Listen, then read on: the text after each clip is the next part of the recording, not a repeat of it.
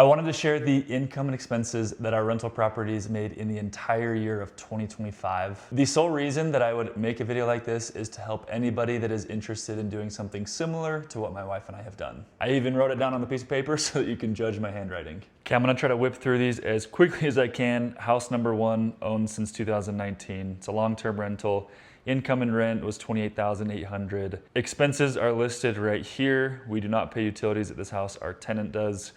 Total expenses came out to $18,697.17, which put our cash flow at $10,102.83 in 2025 for the first rental. House number 2, owned since 2020, also a long-term rental. The rent came out to $34,200. Our expenses are listed right here. I do not have to pay my tenant to go mow this lawn, as we have agreed that I will not increase his rent as long as he mows the property. So this service expense is for other things. Total expenses came out to $24,243.75. The total cash flow came out to $9,956.25. House number 3, we've owned since 2020. It is a midterm rental, meaning it is on Airbnb, but I only allow 30-day stays or longer. The rent collected came out to $64,199.12. Our expenses are listed here if you want to pause it and take a look at them.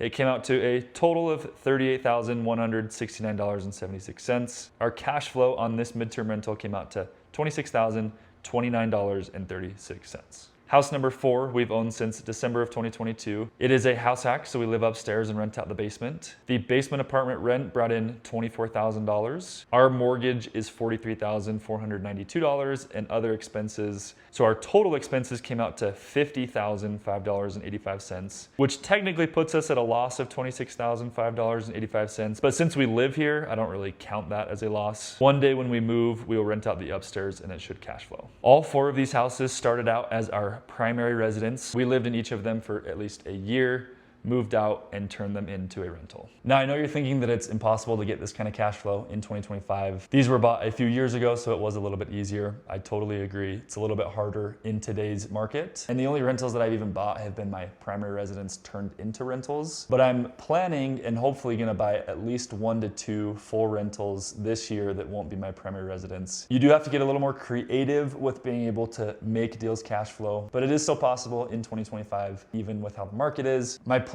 is to find a seller finance deal and do a midterm rental. So it will require a little bit more work, but it should hopefully allow me to find some cash flowing properties. If you have any questions about my previous rentals or plans that I have for future ones, please reach out.